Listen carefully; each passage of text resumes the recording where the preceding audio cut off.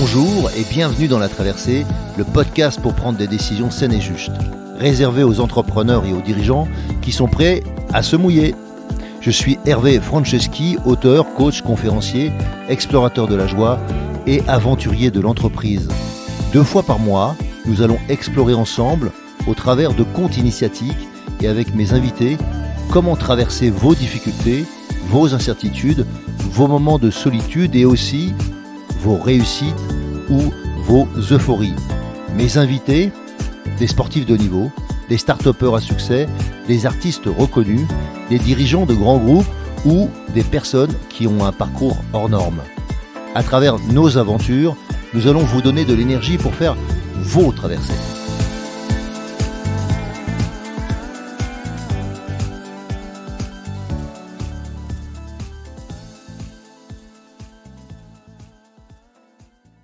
Salut, alors on se retrouve sur La Traversée, c'est Hervé Franceschi avec Nordine Oubaly. Aujourd'hui, mon invité c'est Nordine. Nordine, champion du monde WBC, même s'il l'est plus aujourd'hui, pour moi, tu es toujours champion du monde WBC.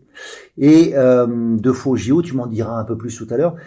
Et en fait, pourquoi j'invite Nordine? Pour plein de raisons. La première, c'est parce que je trouve qu'en tant qu'homme, il m'inspire. J'aime sa détermination, vous allez écouter ça. J'aime sa capacité de focalisation et j'aime son humilité. Donc merci Nordine d'être avec nous. Est-ce que tu peux nous en dire un peu plus sur toi? Merci Hervé de m'avoir reçu pour cette traversée. Donc, je m'appelle Nordine Oubaly, j'ai 35 ans. Je suis champion du monde WBC, comme il a dit Hervé, c'est à vie, car quand on est champion, c'est à vie. Surtout, je suis le premier Français à devenir champion du monde WBC des poids coqs.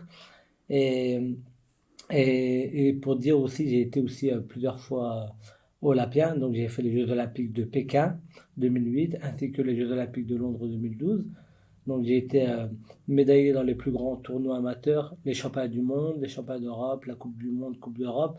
Donc j'ai un grand palmarès, mais je vous laisse pour ceux qui veulent aller se renseigner sur moi directement sur Internet.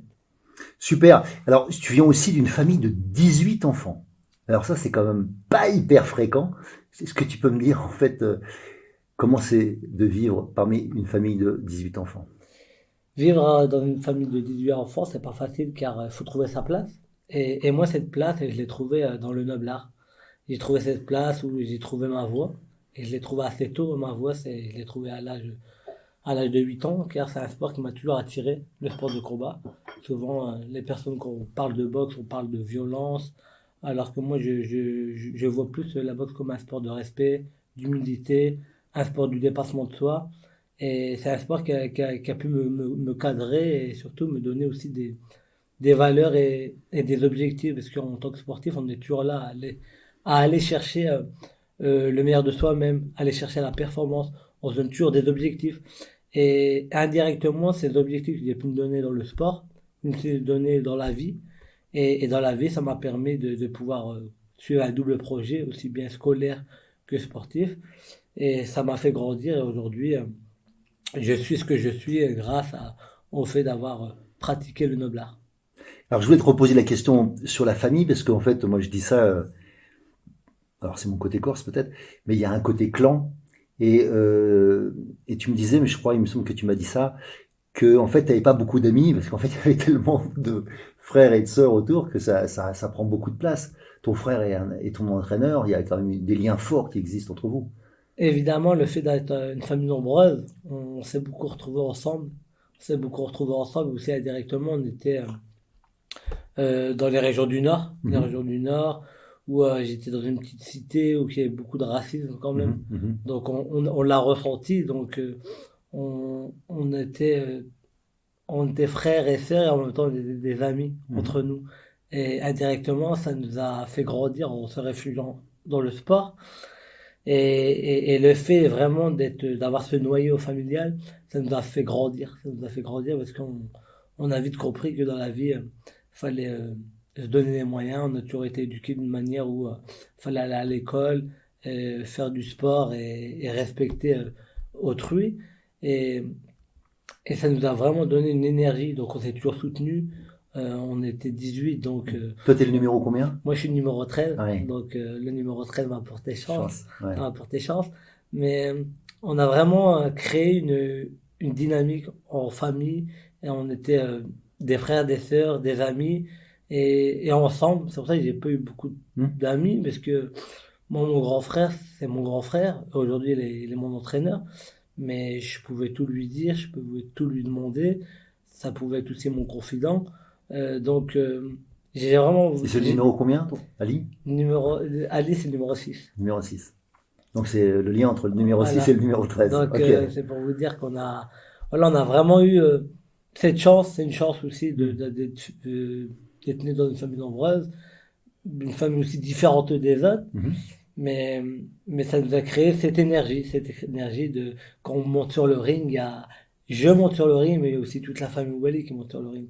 Il y a la famille, il y a les amis, mais cette énergie que peut créer l'envie de performer devant les yeux de sa famille décuple nos forces.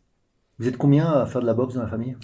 Dans la famille, on était, la plupart ont fait de la boxe, hein. On est une dizaine à avoir fait de la boxe, mais la Des filles plupart, aussi? les filles, il y en a une Mhm. qui l'a fait, qu'elle a vraiment performé. Elle a été championne de France, elle a été dans les équipes de France féminines.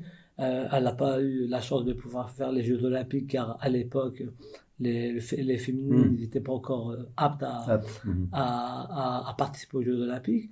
Mais ça l'a fait grandir aussi indirectement. Donc, le sport, ça nous a fait grandir indirectement, ça nous a créé des belles opportunités et ça nous a créé aussi un savoir-vivre et ça aussi, ça nous a permis aussi à nous donner un ascenseur social. Et le fait de faire ça en famille, ça a décuplé nos forces. Mhm. Alors on parlait aussi de tout à l'heure dans tes réussites, on a parlé entre sportifs de routine. Et sans livrer tes secrets, on va dire. Mais c'était quoi les routines les plus importantes pour toi? Ou quelles sont encore les routines les plus importantes pour toi? Parce que tu es toujours en activité. Pour moi, les routines les plus importantes, hein, c'est comme toute chose, hein, quel que soit le domaine, c'est l'application qu'on va y mettre et le temps qu'on va y mettre. Et moi, je me suis toujours beaucoup entraîné. Je suis toujours beaucoup entraîné. J'ai toujours aussi pris conscience que les étirements étaient très importants. C'est des choses où on pense qu'une fois qu'on a fait le corps de séance, on est pressé d'aller à la douche pour rentrer à la maison. Et moi, dès mon plus jeune âge, quand j'avais l'âge de 8 9 ans, j'étais toujours le dernier. Mes frères devaient m'attendre pour le temps que je m'étire. Je, je mettais quand même au moins plus d'une demi-heure à faire juste les étirements. Alors que certains mettent 5 minutes et hop, je vais prendre la douche, je suis prêt de rentrer à la maison parce qu'il est tard. Et c'est une routine qui a fait que, en grandissant, je l'ai toujours gardée. Et en grandissant, je l'ai rajouté avec du travail spécifique, du travail musculaire. Et j'en fais toujours un peu plus que les autres, tous les jours. C'est ce qui a fait la différence. La différence entre moi et les autres, c'est que même quand j'étais en équipe de France, pourtant notre dose avec les entraînements, parce qu'on s'entraînait matin, après-midi, et malgré ça, je trouvais quand même le temps et je partais à voire 2 heures après tout le monde. Et même les entraîneurs, quand ils sortaient de la salle, avant qu'ils rentrent chez eux, ils me voyaient encore. J'étais sur les étirements, alors que ça faisait plus d'une heure que mes camarades étaient déjà partis au self manger. Moi, j'avais à peine le temps de me laver pour aller au courant au self avant qu'ils ferment. Mais je pense que c'est ce petit plus qui a fait que j'ai réussi à aller au bout de mon rêve et à aller chercher ce titre de champion du monde. Alors tu peux me donner une routine qui est très importante avant le combat? Une routine qui est très importante avant le combat. J'ai toujours été, avant un combat, j'aime avoir du calme, j'aime rester centré sur mon objectif. Or, quand j'étais plus jeune, avant une compétition, j'étais beaucoup en train dans la rigolade où je prenais pas les choses au sérieux. Ça m'a réussi parce que je gagnais tous mes combats, mais en vieillissant et quand je suis passé on va dire dans le cadre professionnel, j'étais plus dans le où j'ai mes petites habitudes. Le matin, je me réveille, je fais mon petit déjeuner, je vais faire une petite marche, mais vraiment solo, où je me retrouve entre moi et moi-même, moi et Mhm. mon esprit, où je suis face à mon destin. Je suis face à mon destin, donc ça me regarde moi. Je suis pas là pour indirectement perdre de l'énergie, mais après j'ai pas besoin aussi spécialement de me détendre, Mhm. parce que Mhm. certains sportifs ont besoin de voir des personnes rigoler pour se détendre émotionnellement et comment dire, et pas brouiller du noir ou se Mhm. poser un milliard de questions ou se faire le combat avant le combat. Moi, j'ai jamais eu ce problème-là. Je sais que c'est sur le ring qui se passe le combat, donc euh, je prends du plaisir à me dire voilà, Nordine, t'es face à ton destin. Voilà, tu peux écrire ton histoire.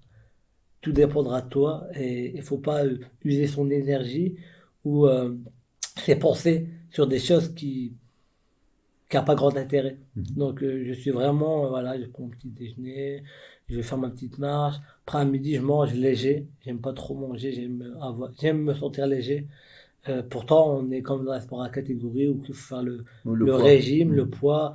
Et souvent, certains sportifs, une fois qu'ils ont fait, entre guillemets, ont gagné le premier combat, c'est la pesée, manger un peu tout et n'importe quoi pour se dire, ouais, je mange. Mais je pense que c'est une mauvaise chose. Mhm. Faut rester sur le régime alimentaire que tu as pu avoir dans ta préparation, manger de manière équilibrée. T'as jamais Et eu de saute de poids donc. ouais, non, j'ai pas vraiment de saut de poids, même là, je suis pas gros car je mange de manière équilibrée. J'ai su vite m'instaurer et comprendre que l'hygiène alimentaire, elle est de tous les jours. C'est un travail de tous les jours, mais il faut que ce soit naturel. Mhm. Il faut Mhm. pas que ça soit une contrainte. Parce que le fait que ça soit une contrainte, les boxeurs qui peuvent faire des gros régimes, malheureusement, c'est que le lendemain, voire le surlendemain du combat, ils ont pris 4, 5, 6, voire 10 kilos. C'est énorme. C'est énorme parce que on fait beaucoup de mal à notre corps. Le fait de Mhm. faire le yo-yo, ça peut nous faire un grand mal. Donc moi, j'ai vraiment pris ce rituel de manger à ma faim. Mhm. Mais, Mhm. mais pas manger en me disant, ouais, faut que je mange pour prendre des forces. Si j'ai pas faim, je vais pas me forcer à manger. Ça va être plus contre-productif. Mais ça, j'ai pu le comprendre, c'est qu'une fois j'ai un peu trop mangé avant un combat et je me suis pas bien senti. Malgré ça, j'ai gagné le combat, mais j'ai senti que j'étais pas sur la bonne voie. Mhm. Et de là, j'ai commencé à comprendre que fallait manger de manière plus équilibrée, écouter son corps, s'écouter et garder cette routine. Manger de manière équilibrée avant le combat, rester concentré.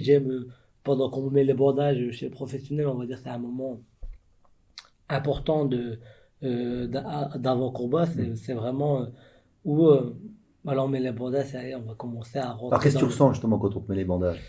Bah, là voilà, j'y suis, je commence à comprendre quoi là. L'ordine, on met les bandages, c'est que l'étape suivante, c'est l'échauffement Mhm.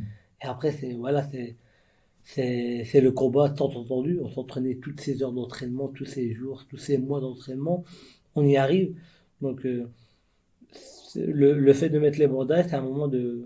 Voilà, c'est vraiment faire le palier entre je discute un peu avec tout le monde, je rigole un petit peu et voilà, je me concentre. Je me mets dans ma bulle. Je me mets vraiment dans ma bulle pour me concentrer. Voilà, c'est une étape importante. Quand on met le bandage, on se met dans un état de victoire parce qu'on a envie de gagner. On est dans un état où il faut se mettre une pression mais positive. Il faut que c'est Mhm. de Mhm. l'adrénaline positive qui va faire qu'on va donner le meilleur de soi-même et pas monter sur le ring comme si je partais acheter ma baguette. Voilà, je monte sur le ring, c'est une étape importante et je dois avoir toutes mes capacités psychologiques et Mhm. mentales pour monter sur le ring et le combat peut démarrer dès le premier coup de gong. Mhm. Donc vraiment être sûr de soi et présent au moment présent et pas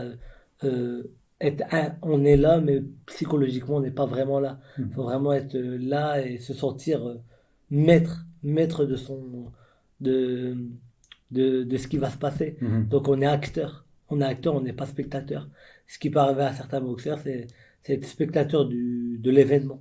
Il faut toujours être acteur pour pouvoir jouer ses propres cartes. J'entends j'entends toute ta préparation, j'entends toute ta détermination ou ta présence et ta conscience parce que je trouve ça génial. Je trouve que justement autour de nous, il y a beaucoup de gens qui sont pas assez présents au moment présent, qui sont pas assez conscients de ce qu'ils produisent, qui sont pas assez acteurs, qui sont peut-être trop spectateurs de leur vie ou qui laissent d'autres être acteurs de leur vie. Donc je trouve ça génial que tu dis ça. Et je voulais revenir sur ton leitmotiv. Tu peux nous redonner ton leitmotiv? Mon leitmotiv, je l'ai eu depuis que je suis passé professionnel. Je pense après, c'est tous les hauts et les bas que j'ai pu avoir dans ma carrière. Mes débuts professionnels, ça a été compliqué parce que je devais boxer, je devais pas boxer. j'étais à un milieu, à un niveau où je pensais, est-ce que je continue, j'arrête, parce que est-ce que ça avait vraiment du sens Mm. de continuer à boxer, de croire à ce rêve de devenir un jour champion du monde? Et c'est à ce moment-là que je me suis dit, Nordine, la victoire aime l'effort.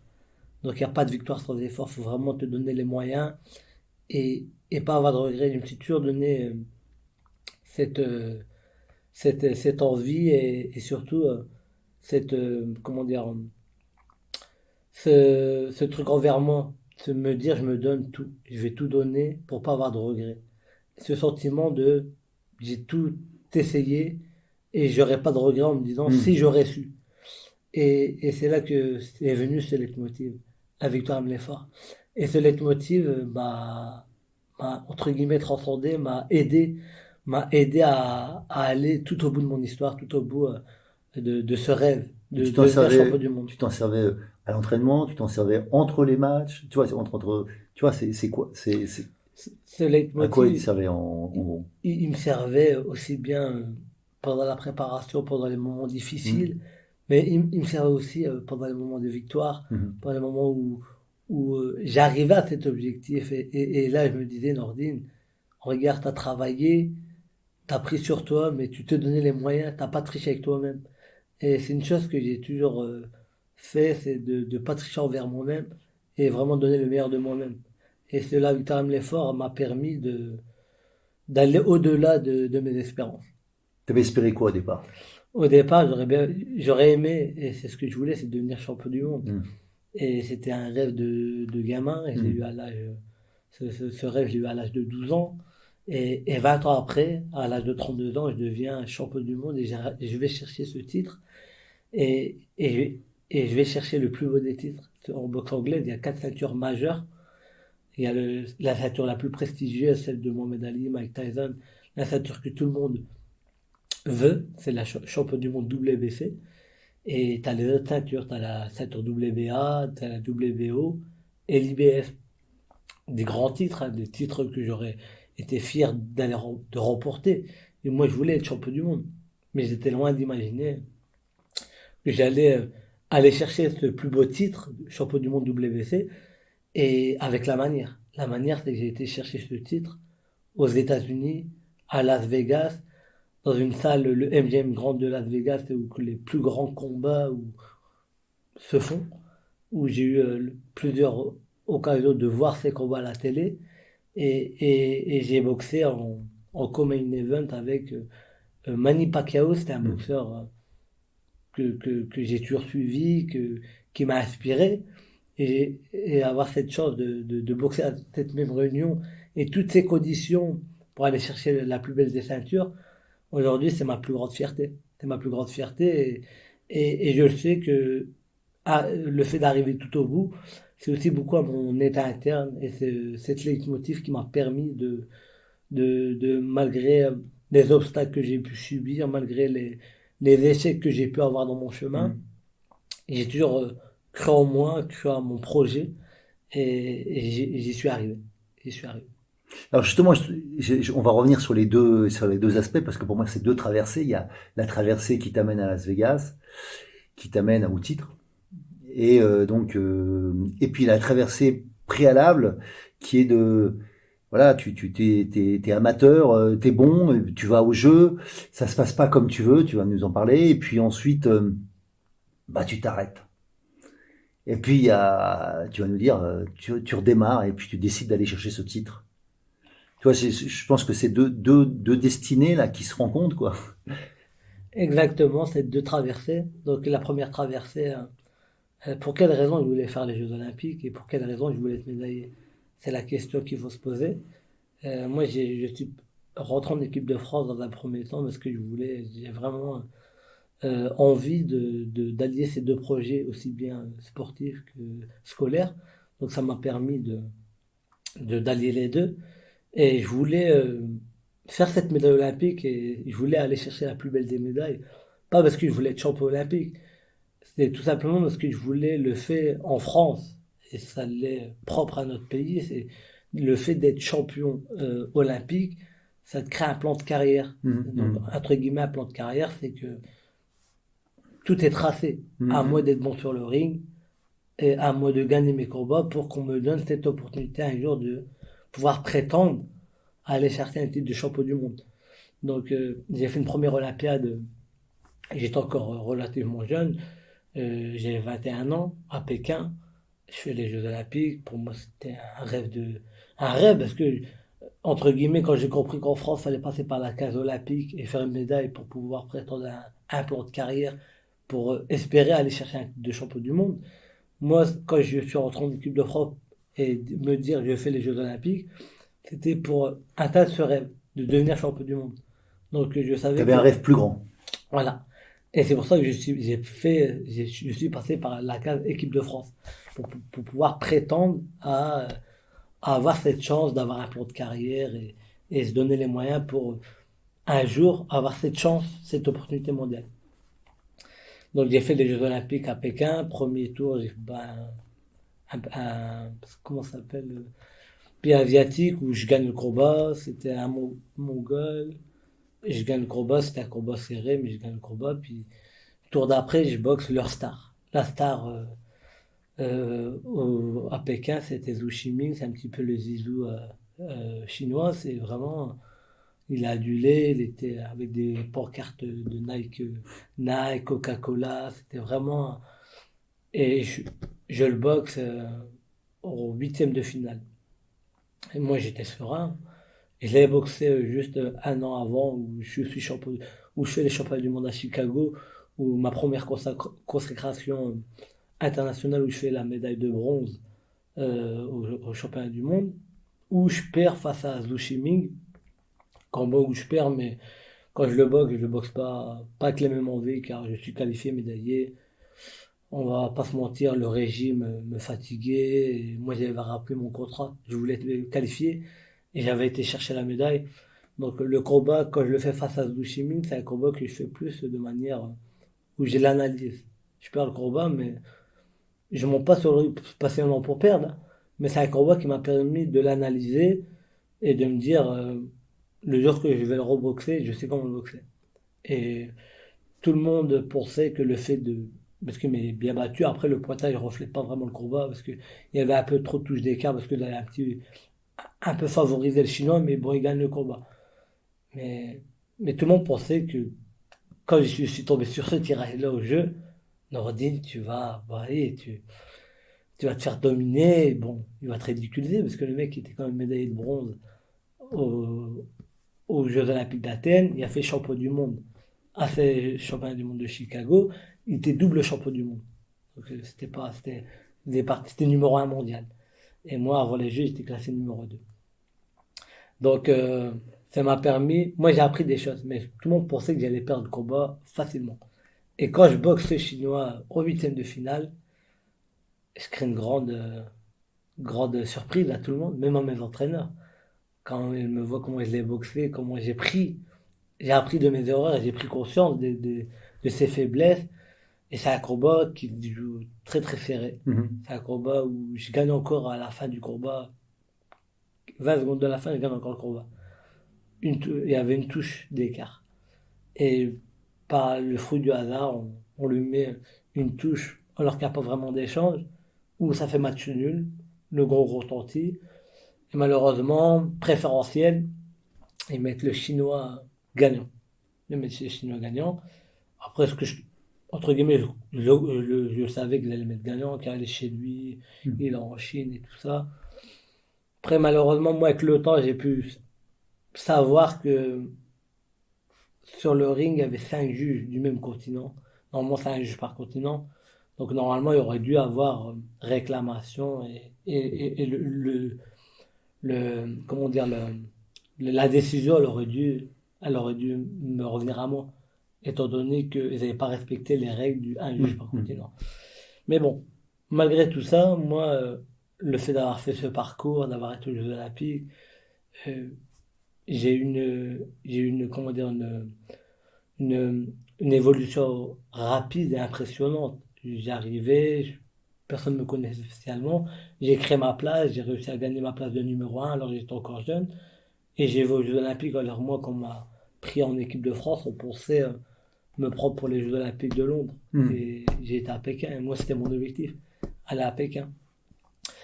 Donc, le fait d'avoir perdu, j'ai pris conscience de mes forces, et j'étais vraiment parti pour aller chercher la plus belle des médailles dans 4 ans. À Londres, je me disais que le fait que ça soit à Londres, c'est l'Europe, la France, l'Angleterre, on n'est pas loin. J'espérais que les jugements allaient être corrects et honnêtes. Hein. J'ai jamais voulu qu'on m'aide. J'ai toujours voulu que les résultats soient nobles. C'est que le meilleur gagne. Moi, je suis dans ce sport. Je suis pas là pour qu'on m'aide ou pour qu'on m'avantage, mais je suis vraiment là pour que le meilleur gagne. Et au contraire, une défaite, ça peut que nous faire progresser si voilà, on a les éléments pour pouvoir se dire on n'a pas fait ça, il me manquait ça. Donc je me suis redonné 4 ans. Et 4 ans ont passé, j'ai été chercher ma qualification. J'étais une médaille d'or sur le tournoi olympique. Euh, sur ces 4 ans-là, j'ai été médaillé dans tous les tournois, dans les plus grands tournois, où j'ai fait des médailles d'or, des médailles d'argent, où la plupart des entraîneurs, même les plus grands entraîneurs cubains, me voyaient champion olympique. Donc un entraîneur cubain, te voir champion, c'est tu te dis, tu vas être champion. Et moi, je me sentais capable de devenir champion, surtout que j'ai battu les meilleurs mondiaux, je les ai battus au cours de ces 2 dernières années. Donc je me voyais vraiment aller chercher la médaille, mais moi, le but d'avoir été à Londres, c'était vraiment d'aller chercher l'or. C'était même pas pour la médaille de bronze. Et, et donc j'entame le tournoi, premier combat, je le gagne. Deuxième combat, je boxe une grande référence, où on pensait que ça allait être très compliqué. Ça a été un combat très serré face à Roshi Warren, champion du monde américain, c'était le seul américain à avoir fait 3 fois les Jeux Olympiques. Donc c'était vraiment, entre guillemets, un combat de finale. Et il est sur mon tableau. Donc, mais je me voyais champion olympique. Donc, je me suis dit, c'est pas grave que je l'ai en quart de finale, car moi je vais aller chercher la plus belle des médailles. Et en boxant Rocher Warren, je gagne le combat. Je gagne le combat très serré, très technique. Après, malheureusement, le clan français, on n'est jamais spécialement avantagé. Donc, pour gagner des points, il faut vraiment le vouloir. Il faut vraiment casser des murs pour vraiment montrer qu'on est là, qu'on est capable de gagner. Et surtout, il faut en faire toujours plus que les autres. Ce qui n'est pas normal. La boxe, c'est un sport dur. Le très haut niveau, c'est très dur. Donc, en faire plus alors que tu es vraiment à ton maximum, c'est compliqué, mais j'ai trouvé les ressources, l'énergie et l'envie de le faire. Donc j'ai battu Roshi Warren, un combat très serré où j'ai gagné d'1 point, où moi je me vois comme gagner de plus, mais bon, le principal c'était la victoire. Et le tour d'après, face à un boxeur, un Irlandais qui avait rien fait de spécial jusqu'à présent, et là c'est la douche froide. Et on me met perdant face à un boxeur qui n'a pas les qualités d'aller chercher un titre olympique, et ni même d'être médaillé. C'est un boxeur, très bon boxeur, mais il n'avait pas encore rien prouvé. Roshi Warren, avant ça, il serait passé devant moi. Je peux comprendre parce que c'est un boxeur qui avait plutôt l'espoir les Jeux Olympiques, qui a été champion du monde. Mais face à un boxeur qui n'avait encore rien fait de spécial, c'était un boxeur au devenir, mais pas un boxeur qui à ce moment-là, il n'y avait pas la place pour qu'il passe. On m'a mis perdant. Les 2 premiers rounds, ils mettent match nul alors qu'il n'y a pas match nul. Le mec, il doit perdre le combat largement. Le 3e round est un peu plus équilibré. Normalement, j'en ai fait assez pour gagner le combat. Et là, j'ai vraiment fait le nécessaire pour gagner le combat. Et quand on me met perdant, là, j'ai éprouvé de la déception, pas par rapport à ce que moi j'ai fait, la déception par rapport au système, le système olympique. Ça m'a dégoûté. J'ai été écœuré, donc pour moi, déjà, refaire une Olympiade, c'était hors de question, ça m'intéressait plus. Donc on m'avait proposé de refaire une Olympiade parce que j'avais les qualités, j'avais les capacités. Tout le monde a vu que voilà, je méritais cette médaille. Et cette médaille olympique, je la voulais. Mais c'était pas vraiment quelque chose que je voulais absolument. C'était un moyen pour moi de pouvoir devenir professionnel et pouvoir se créer un chemin pour espérer de devenir un jour champion du monde. Le fait que j'ai pas fait de médaille, Et en France, la boxe c'était très compliqué parce que dans les années 2008, la boxe, on va dire, elle était au creux de la vague. Donc je me suis dit quoi, le choix était fait, donc j'arrête. Je me suis dit, je me retire.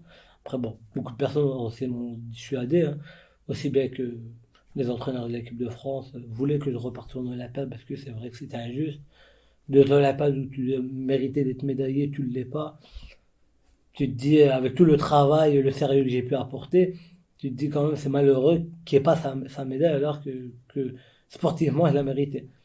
Mais j'ai pas cette énergie de me redire je repars sur l'Olympiade. Tu as décidé de faire quoi alors?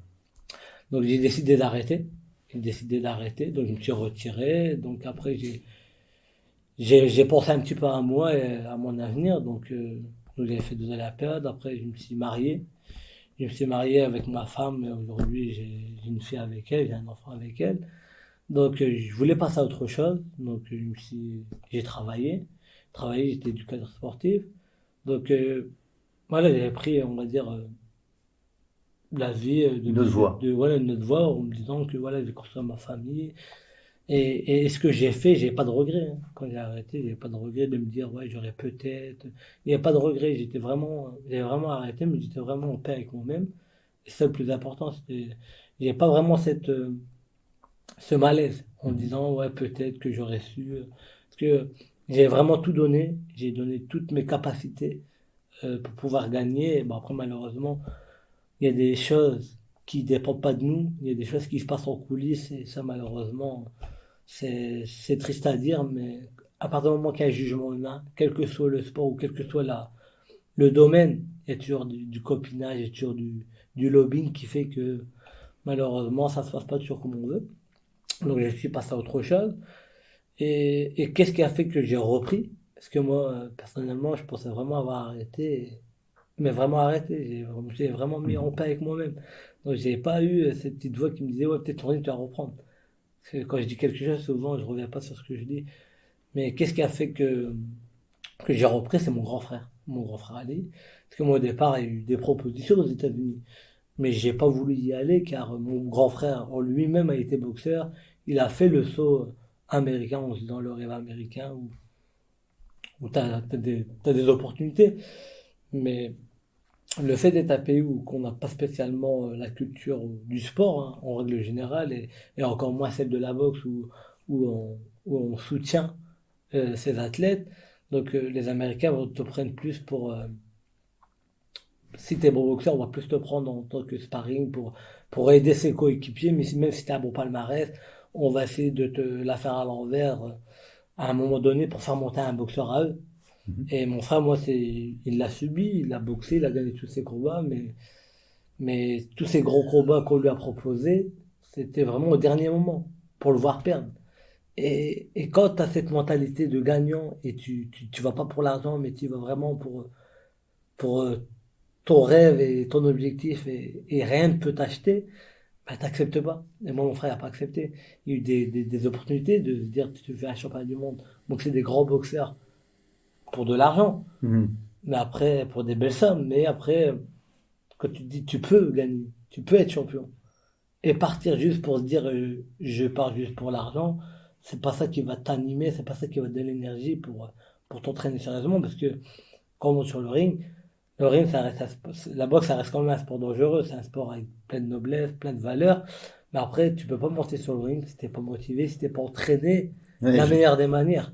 Donc, il faut vraiment avoir cette envie de gagner. Tu peux pas dire, ouais, je pars juste pour l'argent. Sinon, tu te mets ta santé en danger. Et ça, pour moi, c'est ce qui est le plus dangereux. Donc, le fait que j'ai pu voir mon frère, ce qu'il a vécu aux États-Unis, il est parti quand même une dizaine d'années. Il a vécu 4 ans à Miami et 6 ans à New York. Donc, il y avait vraiment le potentiel d'avoir sa chance mondiale. Je dis pas qu'il aurait dû être champion du monde, mais pour moi, il avait tous les tops de devenir champion du monde. Mais il n'a jamais eu cette chance.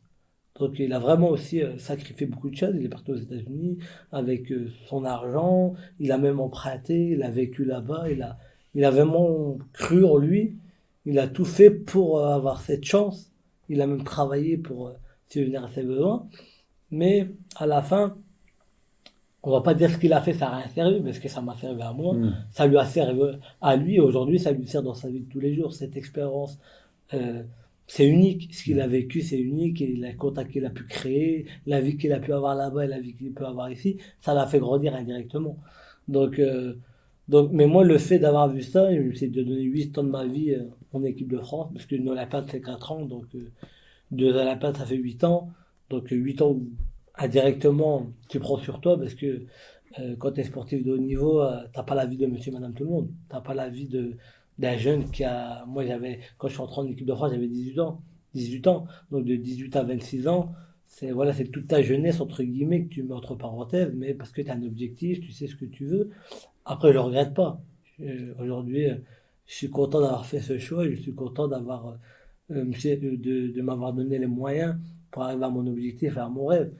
Mais le fait d'avoir vu mon frère galérer comme ça, je me suis dit, moi, j'ai pas cette énergie, Alors, j'ai pas cette redis-moi, envie. qu'est-ce qui fait qu'à un moment donné, tu prends quand même la décision? Ali vient de voir. Donc, Ali, bah, tout simplement, à chaque fois, je l'avais au téléphone et à chaque fois, il me dit, Nordine, alors ça te manque pas? Et puis, je ne mentais pas, ça me manquait pas spécialement. Après, moi, le fait de passer professionnel, je voulais vraiment passer pro, mais vraiment pour aller tout en haut, Mhm. chercher le titre. C'était pas mon objectif de passer pour faire le combat du samedi Mhm. soir, ce que certains boxeurs aiment. Moi, c'était pas mon but. Devenir champion de France, ce qui est un très beau titre. Je sais que j'avais les capacités, le niveau pour devenir champion. Mais c'était pas ça qui allait faire que j'allais reprendre. Mais le fait à chaque fois de me reposer la question, Nordine, euh, t'as pas à savoir ce que tu vas aller chez les professionnels. Et moi, entre-temps, j'avais fait un petit peu la WSB, parce qu'entre la boxe amateur et la boxe professionnelle, c'était un format qui avait été créé à Mhm. mon époque en 2010. Et j'avais quand même été champion du monde par équipe et champion d'Europe.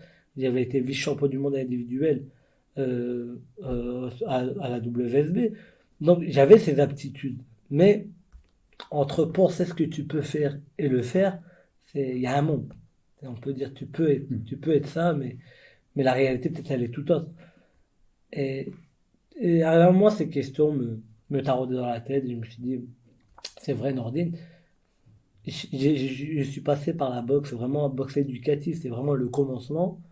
J'ai passé toutes les étapes, la boxe cadet, junior, la boxe amateur, la boxe de très haut niveau, la boxe niveau élite. J'ai été en équipe de France, j'ai été au championnat du monde, j'ai connu le plus haut de la discipline. Et à un moment donné, je me suis dit, c'est vrai, dans ça serait con que tu fasses pas, que tu vois pas ce que tu vaux chez les professionnels, même si les conditions n'étaient pas réunies. J'ai dit après ça ne rien, parce qu'à l'époque, la chance que j'avais, c'est que j'étais éducateur sportif à la ville de Bagnolet, où l'ancien maire me permettait le fait d'être dans la boxe professionnelle comme j'étais sur les listes de haut niveau, euh, pouvait me libérer quand je pars en préparation ou bien quand je prépare Mhm. un combat, il pouvait me donner du temps pour pouvoir m'organiser pour mes entraînements. Donc je me suis dit,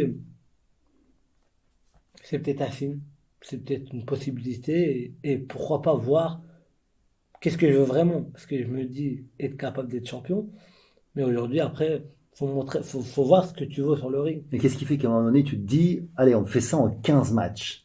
Allez, en 15 combats, on est champion du monde. Moi, ça a toujours été la carrière parfaite, devenir champion du monde en 15 combats. Mais quand je suis passé professionnel, il n'y avait pas toutes ces conditions. Il n'y avait pas il y avait pas les promoteurs, il n'y a pas d'opportunité, il n'y a Et pas pourquoi de 15? Pourquoi spé- pas 12 et pourquoi pas 27? Je sais pas. Souvent, on dit 5 combats, tu fais championnat de France, 10 combats, championnat d'Europe, 15 combats. C'est Je pour veux te dire. laisser une maturité et D'accord, un ok. temps d'adaptation. Il faut savoir que tu commences ton début professionnel 4 rounds de 3 minutes pour terminer en 12 rounds de 3 minutes. Entre-temps, il y a 4 rounds de 3 minutes, 6 rounds de 3 minutes, 8 rounds de 3 minutes, 10 rounds de 3 minutes et pour finir 12 rounds de 3 minutes. Et il faut savoir entre chaque tranche, Mhm. c'est un- c'est complètement une préparation différente et c'est pas le même ressenti. Quand tu fais un 10 rounds de 3 minutes et un 12 rounds de 3 minutes, c'est complètement différent. T'as pas les mêmes aptitudes, on te demande pas les mêmes qualités et surtout, bah, la fatigue, elle se fait ressentir. Comment tu vas gérer cette fatigue? Et plus tu montes dans les rounds, plus le boxeur que tu as en face de toi, et de meilleure qualité. Donc tu vas devoir aller chercher le meilleur de toi-même. Et ce meilleur de toi-même, tu dois aller chercher pendant 12 rounds. Ok, alors raconte-moi un tout petit peu cette progression qui t'amène à Vegas et dans des conditions particulières à Vegas, on en parle là. Et qu'est-ce qui fait qu'à un moment donné, voilà, tu vas vers ce titre de champion du monde? Donne-nous un peu les derniers moments. Moi, qu'est-ce qui fait que j'ai été chercher ce titre? C'est avant tout parce que c'était un rêve. C'était un rêve parce que quand je vais chercher ce titre, je me suis battu, j'ai gagné tous mes combats, j'ai été classé. Je suis classé, je suis challenger officiel. Et face à moi, je dois boxer un Thaïlandais au départ. Je suis avec mon promoteur français. Parce que j'ai signé tardivement avec un promoteur, parce qu'à un moment, tu es obligé de signer avec un promoteur pour pouvoir avoir une opportunité et indirectement pour que tu veilles à tes intérêts. Mhm. Et donc, au départ, ça s'est bien passé avec le promoteur, puis malheureusement, après, bon, ça s'est pas passé comme je le voulais. On devait boxer championnat du monde en 2000, comment dire, 2017, 2000. Il devait le boxer, non, 2018, juin 2018. Et ça s'est pas fait. Ça s'est pas fait pour la raison suivante. Mon promoteur, on devait organiser le titre en France. J'étais challenger, je devais boxer un Thaïlandais. Et il m'a fait faux au dernier moment. Donc, encore une douche froide où t'es là entre-temps, ben, je suis devenu papa. Donc pas facile, hein, toute une préparation avec un enfant bas âge. C'est c'est très dur, mais en même temps, j'avais cette envie de devenir champion et j'ai dû aussi prendre des initiatives. Le fait que le combat se fasse pas et qu'on change de boxeur. Je devais boxer le Thaïlandais au départ. Et le fait que mon promoteur me fasse faux bon, le combat après il est parti directement aux enchères. Et les Thaïlandais ont trouvé un terrain d'entente avec l'Américain que j'ai dû boxer quelques années auparavant, Rishi Warren. Mhm. Et lui, entre-temps, il a été champion du monde chez les professionnels. Donc, il voulait me faire venir aux États-Unis. Et je devais plus boxer Thaïlandais, mais là, c'était l'Américain. Il était légitime à boxer parce que le Thaïlandais avait pas reboxé depuis, et c'est un système de pointage. Mhm. Donc, quand tu boxes pas, ben, tu peux perdre ta place. Et, et moi, j'ai vu ça, j'ai vu, on va dire, l'arnaque arriver. Donc, je me suis vite pris en, je me suis, je me suis vite armé en faisant en sorte d'avoir un manager pour qui me dise ce qui se passe et qui protège mes intérêts. Et c'est à ce moment-là que je prends l'initiative de signer avec MTK Global pour avoir quelqu'un qui veille à mes intérêts, parce que le promoteur, normalement, doit veiller à tes intérêts, mais quand ton promoteur en lui-même, il est contre-productif, il n'est pas dans la volonté De t'amener au titre, de ouais. t'amener au titre ou d'investir sur toi-même. Donc après, il faut trouver on va dire, de l'aide extérieure, bien s'entourer pour arriver à son but ultime. Et c'est là que j'ai signé avec MTK Global pour qu'ils me permettent tout simplement que le combat se fasse. Pas qu'on m'aide à gagner le titre, mais juste que je sache quand le combat va se faire. Et malgré ça, le combat a été reporté à plusieurs reprises. C'est pour ça que j'ai dû, avec mon travail, poser son sol. Parce que c'était soit je continue le travail et puis bah, je dis au revoir à mon rêve. Mais mon rêve il était tellement proche. J'étais à un combat.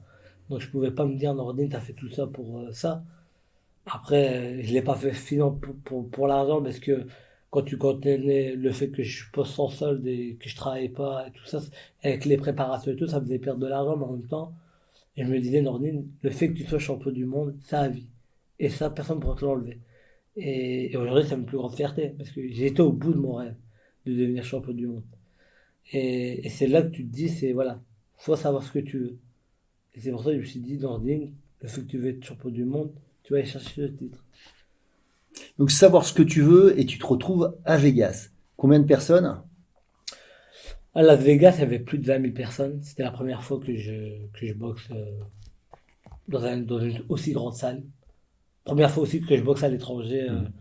Donc là, tu avais 20 000 Américains. Donc j'ai 20 000 Américains contre moi, à part moi dans mon coin et mon frère. Mhm. L'entraîneur qui seconde mon frère, Joseph Germain. J'ai mon petit frère Messaoud et mon frère Omar. Voilà, mais pas même ma femme, ma fille, ne pouvait pas être là parce qu'elle était encore en bas âge. Mhm. Donc Mais tu sais que là, c'est ton moment de vérité et c'est aussi, t'es face à ton destin. Donc tu te dis, cette chance-là, je l'ai une fois, je l'aurais pas eu, je le sais. C'est-à-dire, ça a été très très dur de l'avoir. Et une fois que j'ai été challenger, on a tapé des pieds et des mains pendant 9 mois environ à patienter pour le combat se passe. Mais on a tenu, tant bien que mal, mais on a tenu et ce qui a fait que j'ai tenu, c'est voilà, c'est ce leitmotiv, la victoire me le force, c'est aussi tous les obstacles que j'ai pu traverser. C'est un peu une revanche sur la vie, sur ma carrière sportive que j'ai pu avoir, les, les, les, les défaites que que j'ai eues, que je n'aurais pas dû avoir, cette reconnaissance que j'aurais dû avoir, que je n'ai pas eu. À chaque fois que j'aurais dû briller, il s'est toujours passé quelque chose où, malheureusement, ben, ça se fait pas, alors tu passes aux oubliettes. Et là, c'était mon moment de gloire, mon moment à moi, où je me dis, je suis champion, et quand tu es champion, c'est la vie, tu écrit dans les livres de l'histoire, et surtout quand tu es le premier. Donc, et l'histoire de se dire être champion du monde en casse-combat, quand on a commencé professionnel, on s'est dit ça, mais c'était plus un rêve. Parce que Mhm. pour devenir champion du monde en casse-combat, il faut vraiment bien être armé, avoir un bon promoteur et vraiment avoir des gens autour de toi qui sont bienveillants pour que tu y arrives. Après, il faut que tu sois bon. Personne ne l'a jamais fait. En France, toutes catégories confondues, même avec des contrats, avec des grosses sommes d'argent, personne ne l'a fait. Donc se dire, moi, avec peu de choses, je vais le faire, c'était un petit peu un rêve, mais qui est devenu réalité. Super. Et je voudrais revenir sur deux choses. Après, tu peux nous parler aussi de actuellement là où tu en es, avec le Covid, avec toutes ces histoires. Qu'est-ce qui compte le plus pour toi? Ouais, qu'est-ce qui compte le plus pour toi? Si tu refais le point là maintenant entre tout ce que tu as vécu, qu'est-ce qui compte le plus pour toi? Qu'est-ce qui est le plus fondamental? Le plus fondamental, pour moi, c'est les valeurs et surtout se tenir à ce qu'on s'est dit intérieurement. Euh, et normalement, on se fait des promesses à nous-mêmes. Soit on fait des promesses à une personne extérieure, Hmm. mais indirectement, quand on se fait une promesse, on se la fait à soi-même, à son esprit, Hmm. à son état d'esprit. Et aujourd'hui, moi, ma plus grande fierté, c'est cette fierté que cette promesse que je me suis donnée il y a des années en arrière, de devenir champion du monde et de me donner tous les moyens nécessaires pour y arriver. J'y suis arrivé. Donc aujourd'hui, c'est la plus belle récompense que je peux avoir. Donc c'est vraiment s'écouter, écouter cette voix intérieure et aller vers des choses qui ont du sens.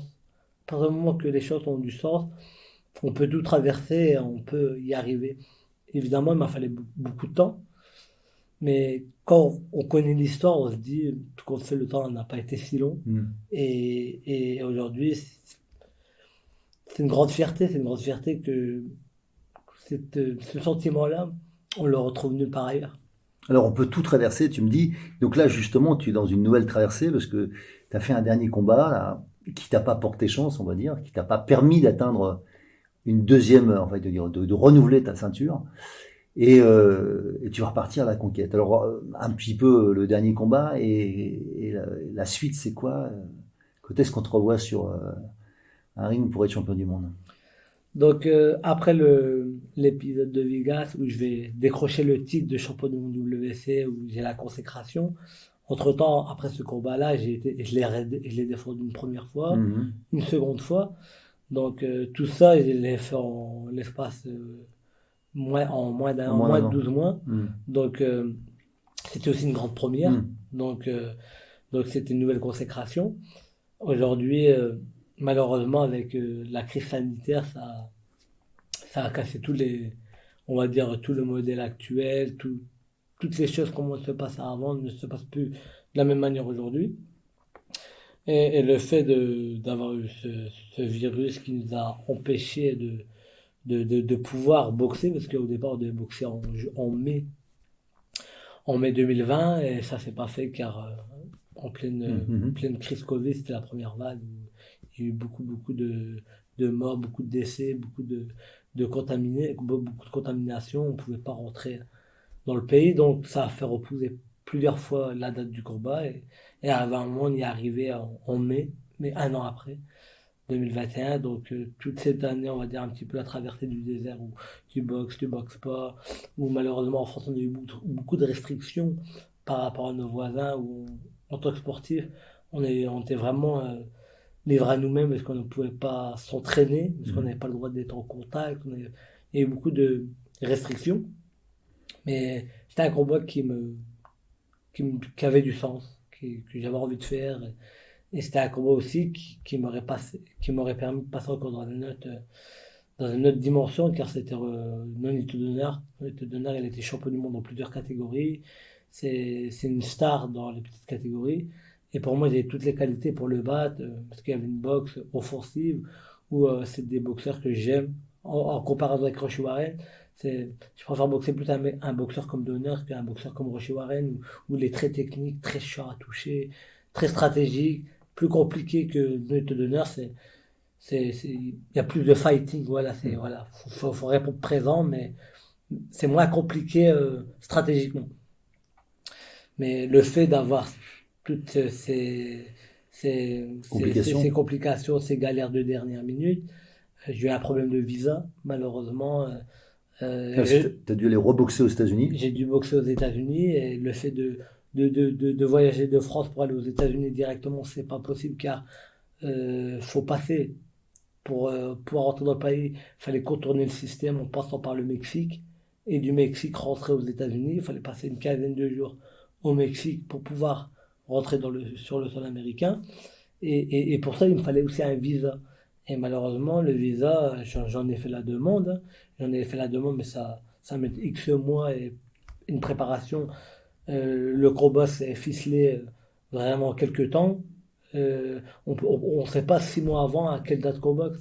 On a été sûr peut-être un mois et demi, 2 mois avant.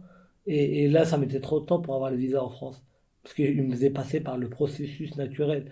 Et c'est pas possible. Parce qu'il y avait une préparation. Et je devais préparer avec des sparring partners. J'ai déjà fait venir des sparring partners en France. Il fallait que je parte du côté des États-Unis, dans un premier temps pour m'acclimater. Et surtout pour avoir les sparring partners qui me permettent de boxer, de m'entraîner. Un sparring partner, c'est un petit peu, entre guillemets, un boxeur qui a les mêmes aptitudes que l'adversaire que je vais boxer. Et quand on fait des mises de gants, c'est des mises en situation réelle, où il y a les gants, il y a le casque et tout ça. Mais on est plus en situation de combat. Donc il faut vraiment avoir des boxeurs avec la même volonté, la même hargne, la même disponibilité qu'on n'avait pas en France. Donc j'ai dû partir au Mexique, mais malheureusement le fait de ne pas avoir eu le visa à temps en France, j'ai dû partir au Mexique. Et j'avais fait un appel à l'aide, entre guillemets, sur Twitter, en, en interpellant Monsieur le Président, ainsi que tout ce qui est autour de la présidence, pour qu'on puisse me débloquer ces papiers administratifs. C'est que administratif, c'est pas.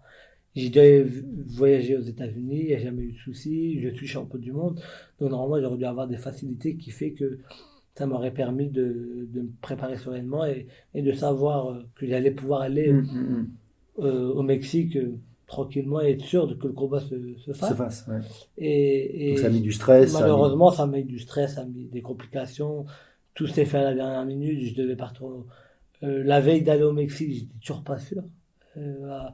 J'ai fait mon sac, j'ai eu une confirmation, il allait être 11h30, donc j'ai commencé à faire mes affaires à 11h30 du soir, alors je partais le lendemain.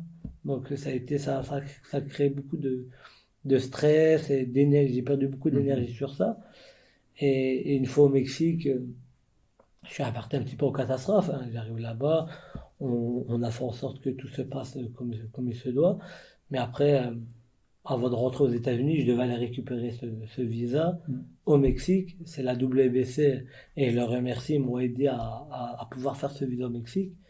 Et moi, ce que je trouve inconcevable, c'est de pouvoir faire un visa là-bas, alors que je suis français. J'aurais dû pouvoir faire ce visa en France et voyager tranquillement et pouvoir voyager du Mexique directement vers mon lieu de combat, parce que je faisais ma préparation à Los Mochis. C'était vraiment collé à LA, à Los Angeles, donc on était vraiment collés. Là, j'ai dû partir de mon camp d'entraînement, partir jusqu'au Mexico, donc ça fait 3-4 heures de vol, de la fatigue, je change d'environnement, donc j'ai pas le confort nécessaire. Je suis dans un hôtel où je peux pas, j'ai pas mes routines, mon rituel d'entraînement, de préparation, où je suis dans ma petite bulle, entre guillemets. Et ça, bon, tu casses vraiment tout ce qui est important alors qu'on est à moins de 2 semaines du combat. Normalement, on doit vraiment rester focus, on doit vraiment prendre conscience de son état de fatigue, de son bien-être. Là, on n'était plus dans du mal-être que dans du bien-être, mais il fallait passer par là pour pouvoir faire le visa. Et malgré ça, c'était pas sûr que j'ai le visa, donc j'étais encore dans la certitude. Est-ce que je vais vraiment avoir mon visa? J'avais eu la confirmation de la WC qu'ils allaient m'épauler pour que je puisse faire ce visa là-bas. Ils m'ont mandaté un avocat à la WC, donc j'avais un avocat qui représente la WC à mes côtés, Auprès de l'ambassade. auprès de l'ambassade. Et après, il y a MTK aussi qui était à mes côtés pour défendre mes intérêts et faire en sorte que le visa se fasse. Mais bon, il y a quand même eu des moments de stress ou même quand je devais faire le visa, je devais voyager le lundi. Non, même pas, je devais voyager le vendredi.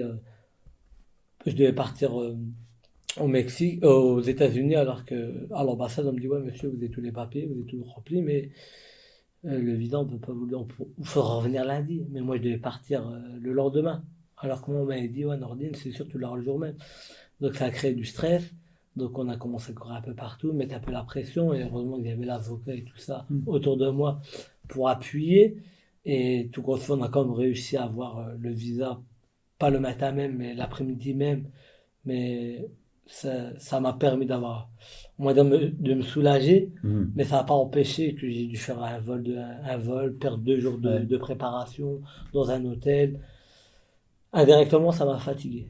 Ça m'a fatigué, mais Donc, juste pour qu'on aille un peu à l'essentiel, parce qu'on arrive à la fin de l'émission, et je voulais juste que tu nous dises, bon, en fait, tu te trouves après dans ce combat, et dans ce combat, ça se passe plutôt bien au début, et puis un peu moins bien ensuite. Qu'est-ce qui se passe?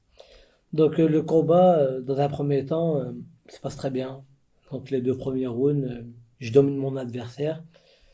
Et à la fin du deuxième round, je commence à le voir douter dans son regard. Et indirectement, je baisse ma vigilance, chose que je ne fais jamais. On sait très bien qu'en boxe, Tu sur baisses ta garde, hein. sur un coup, tout peut arriver.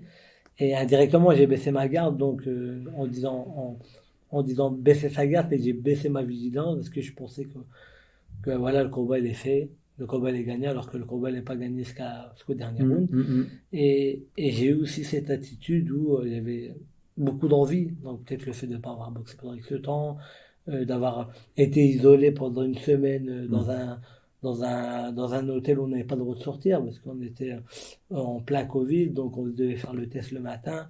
On n'avait pas le droit de sortir de sa chambre, on sortait juste pour aller s'entraîner, mais c'était dans une autre salle. Donc d'une pièce, on sortait à une autre pièce. On voyait plus l'extérieur, parce qu'on devait rester vraiment dans l'hôtel. On Donc, était, tout ça, ça t'a coûté?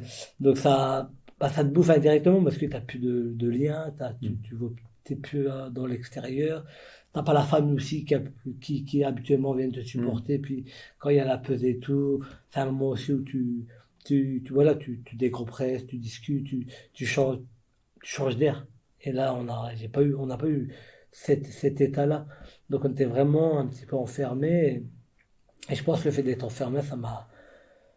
Voilà, quand j'ai commencé à boxer, il y a eu beaucoup d'envie. Ouais, c'était Moins de maîtrise, un moins lion de. qui sort de sa Voilà, cage. c'est ça, un lion qui sort de sa cage, qui a vraiment envie d'en découdre, mais il ne faut pas confondre vitesse et précipitation, et Ouais. c'est ce que j'ai fait. Et là, tu t'es retrouvé dans la précipitation. J'ai confronté cette vitesse et j'ai trop donné, trop d'envie, Et ça m'a coûté de perdre le combat avant la limite au quatrième round. Normalement, un boxeur, quand il se fait toucher, ça peut arriver. L'intelligence du boxeur, en état normal, je sais que voilà, faut tourner. Le round, quoi qu'il en soit, il est perdu, donc tu tournes. Si tu as mi-distance, tu accroches voilà, pour récupérer. Parce que quand tu es prêt, ça va vite à récupérer, on retrouve ton état normal. Et après, voilà, le round d'après, c'est un nouveau combat. Parce que chaque round est un combat, parce que les combats sont jugés round Round par par round. round. Donc, tu perds un round, c'est pas grave. Mais après, tu gagnes les autres. Et là, j'ai cette volonté, cette envie D'en à découdre. continuer, malgré que j'étais j'étais out, j'étais KO. Même si je me suis relevé, j'avais pas vraiment encore la raison nécessaire pour aller au combat. Et j'avais trop d'envie. Et cette envie a fait que je me suis fait contrer. Et là, malheureusement, C'est reparti au tapis. je repars au tapis et là, le combat, il s'arrête. Donc c'est quoi qui se passe dans ta tête à ce moment-là? Enfin, peut-être pas dans les instants, mais je veux dire après, dans les jours qui viennent. Dans les jours qui viennent, j'ai pas compris mon attitude directement après la défaite. J'ai pas eu de problème sur la défaite. J'ai pas eu comment dire, psychologiquement. De rancœur. Ça m'a pas eu de rancœur de perdre la ceinture parce que j'ai dit, il a pris son mal en patience. Les 2 premiers rounds, il a été bon, il a gagné. Je suis toujours pour que le meilleur gagne, il a été meilleur, il a gagné. Mais où j'ai été déçu, c'est que, voilà. L'environnement, comment t'es arrivé là? Comment ça s'est passé, t'es champion, le manque de reconnaissance, le manque de soutien que j'ai eu envers mon pays. J'étais plus dégoûté de ce qui s'est passé autour. C'est du dégoût. Alors comment tu fais pour que la prochain combat, tout ça, ça soit super nickel, ça soit prêt pour on te voit relever les bras? Tout simplement, aujourd'hui, je me suis donné des conditions que voilà, je vais pas déroger à la règle. Là, je suis en discussion avec un promoteur et j'ai vraiment envie d'avoir les choses de manière voilà, que ça carré. C'est a priori 2022, c'est quoi? Non, 2022. Donc après. T'as un ou deux combats avant Pour avoir cette chance mondiale, il faut que je fasse au moins un combat. Parce qu'aujourd'hui, je suis classé dans le top 3, donc je peux prétendre à un championnat du monde. Aujourd'hui, on est encore dans des conditions encore difficiles. Donc, trouver un promoteur qui organise après le combat, on sait que ça va faire à l'étranger. Donc, pouvoir boxer, mais avoir une date sûre, où on est sûr d'avoir cette date, de telle date, et on boxe. Et avoir un plan, parce que signer, on fait un combat et après derrière ça, on fait un championnat du monde, voire maximum 2 combats entre temps et faire un championnat du monde pour fin 2022 et aller reconquérir cette ceinture. Et j'aimerais la reconquérir face à celui que j'ai perdu parce qu'il est encore champion et c'est une possibilité. C'est ça une revanche, une belle ça serait revanche. une belle revanche. Aujourd'hui, il faut avoir les conditions avec le promoteur qui puisse me garantir que les combats vont se faire à une date fixe et donner les moyens de me dire qu'il va pouvoir me proposer un championnat du monde. Ok, alors ce qu'on va demander à tous ceux qui vont nous écouter là, c'est que vous allez nous soutenir Nordine dès que vous aurez la possibilité. Et puis si vous connaissez un promoteur au cas où il n'en ait pas trouvé un, eh bien absolument vous allez faire en sorte qu'il l'appelle. Et puis dernière chose, pour que en fait la boxe soit plus reconnue en France, qu'est-ce qu'il faudrait faire?